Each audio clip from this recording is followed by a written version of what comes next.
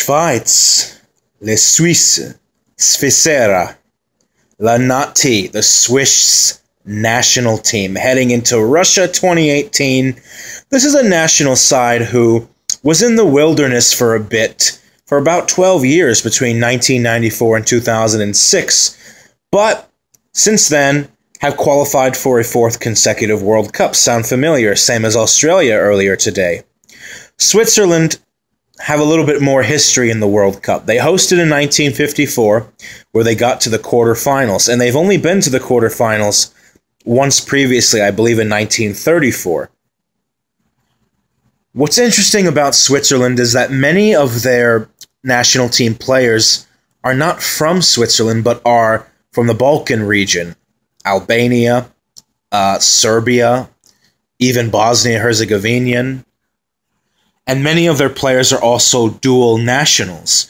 You can run through a list of the Swiss national squad, and you come across names that don't sound very Swiss. Gavranovic, Dermich, Briel Embolo, Haris Seferovic, Granit Xhaka, Blarim Gemaili.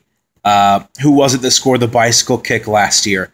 Oh, Jernan Shaqiri, Gelson Fernandez, Ricardo Rodriguez. The list goes on and on. Individually speaking, Switzerland have some really gifted players, and entering several World Cups in recent years, they're usually on people's short lists for potential dark horse candidates to maybe get to the quarterfinals, usually not anywhere beyond that. But they're generally a side that you don't want to come up against. They're not a team that you really peg to go far, but they are a national team that has shown that they can contend with the very best names in football. They had an all-square draw with the French back in 2006. They topped that World Cup group. In addition to that, same in Euro 2016, they came a penalty shootout away from the quarterfinals against a Poland team that they arguably outplayed. Switzerland, they're sort of like in a similar vein of Croatia. They always have a really talented crop of players that threaten to break through and go into the latter stages of a tournament, but they just don't quite get there. And they're also a little bit of an every other World Cup type of team.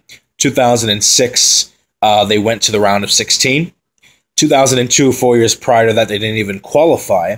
2010, famous upset victory over the Spanish, but did not advance past the group stages.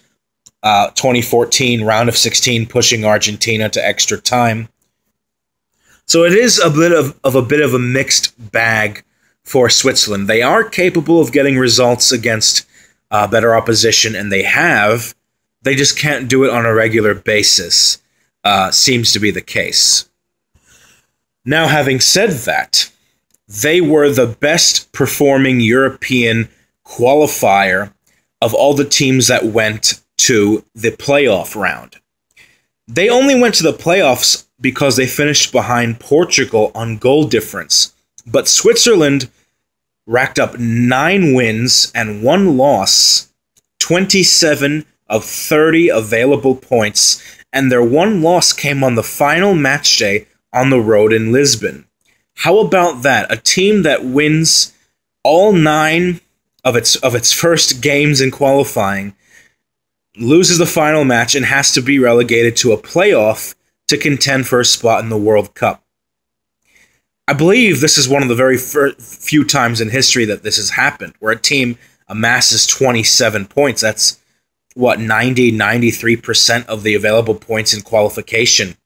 And they have to go through a playoff to get there. And they did so rather unconvincingly against a Northern Ireland team, when the deciding goal was a dubious penalty that was called against the Northern Irish. Otherwise, there was nothing separating Switzerland and the Northern Irish in that draw. And who knows, if that call had gone differently, Switzerland may not even be at this tournament. But it's actually their own fault. It is their own fault, and here's why. Many of their results in qualification came with narrow, scraping by victories over minnows of European football, such as the Faroe Islands, an improved Faroe Islands, but still the Faroe Islands, Andorra, Latvia, and even to a lesser extent, a Hungarian team that has collapsed since Euro 2016. Needless to say, Switzerland were given one of the easiest qualification groups, and that played a handy role in them finishing with 27 from 30 points. But still, they were held close by teams that were among the worst in the continent, whereas Portugal amassed a much superior goal difference by winning games 4-0, 5-0, 6-0. So really, Switzerland have themselves to blame. And because of that, and because of their struggling with Northern Ireland, who themselves is not an easy-to-overlook side in the playoffs, and in addition to a few of their friendly fixtures in March, Switzerland enter Russia 2018 with a couple of question marks. We don't really know for sure exactly how this Swiss team will be able to deal against opponents who put numbers behind the ball. With the exception of the Panama game in March, despite all the attacking talent that Switzerland have, they've been kind of struggling to score goals. And when you come up against a Costa Rican side who got by in the last World Cups through ardent defensive makeup, and you're coming up against a Brazilian team who is one of the favorites to go all the way, Switzerland may struggle in this group. And I'm with fellow YouTuber Dominic Rich on this one when he says he doesn't feel Switzerland will have that great of a World Cup. I get the sensation as well they don't. They can.